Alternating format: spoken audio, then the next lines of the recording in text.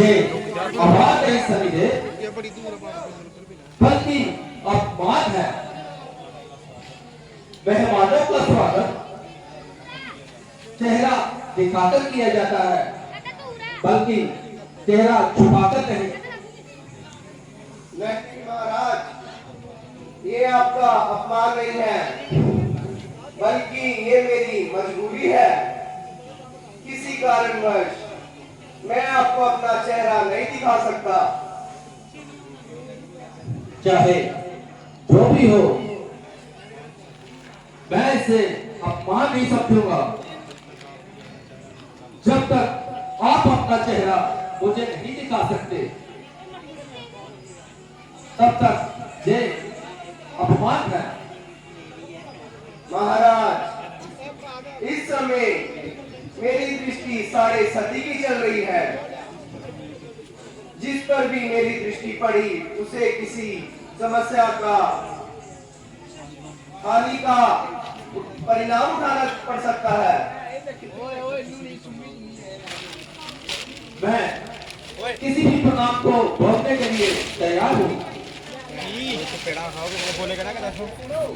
अगर आपका पीठ दिखाकर यदि आप अपना चेहरा दिखाने से इनकार हो तो ठीक है, अन्यथा मुझे आगे दीजिए।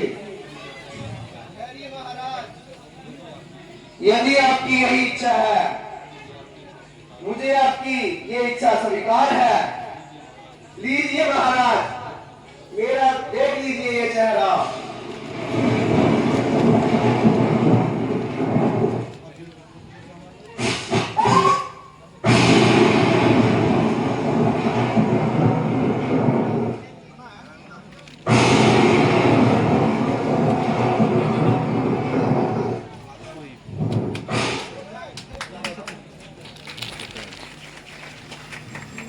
सुरक्षित धरती पर ले आया था। हे पक्षीराज, आपने मेरी जान बचाकर मुझ पर बहुत बड़ा उपकार किया है। आपका धन्यवाद करने के लिए मेरे पास शब्द नहीं है। इसके लिए बदले में मुझसे जो भी मांगना चाहते हो मांग सकते हो। महाराज, धन की अभिलाषा तो मुझके बिल्कुल ही नहीं है। हाँ, मगर एक इच्छा है, यदि आप वो पूर्ण कर सके। मांगिए पक्षीराज, बिना किसी संकोच के लिए मांगिए। महाराज, अगर आप दे सकते हैं तो मुझे एक वचन दे दीजिए। यदि आपका कोई पुत्र होगा या फिर कोई पुत्र है या आने वाले समय में पैदा होगा, तो आपकी पहली संतान पर मेरा ही अधिकार होना चाहिए।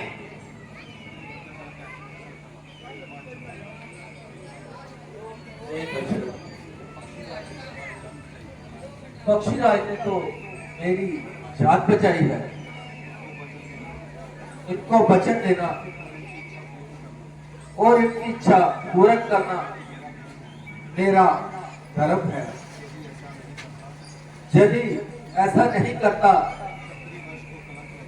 तो क्षत्रिय वंश को कलंक लग जाएगा। तो साधारण सी बात है, तुझे ये वचन देना ही होगा, चाहे जो भी हो। देखा जाएगा, आधी उम्र तो मेरी बीत चुकी है, बल्कि अभी तक मेरे घर में कोई भी औलाद नहीं। यदि भी कोई पुत्र पैदा हो, वो मुझे पक्षीराज को देना होगा। लगता है इस जन्म में मुझे पुत्र प्राप्त नहीं होगा। हे ईश्वर, मैं तेरा सहारा लेकर मैं ये वचन इनको देने जा रहा हूं। तो ठीक है पक्षीराज, मैं आपको ये वचन देता हूं, जो भी मेरी पहली संतान होगी मैं आपको भेंट कर दूंगा। देखना महाराज, समय आने पर कहीं भूल मत जाना। पक्षीराज, शायद आपको रघुकुल रीत के बारे में कुछ नहीं जानते आप, क्योंकि रघुकुल रीत सदा चली आई, प्राण जाए पर वचन न रह जाए।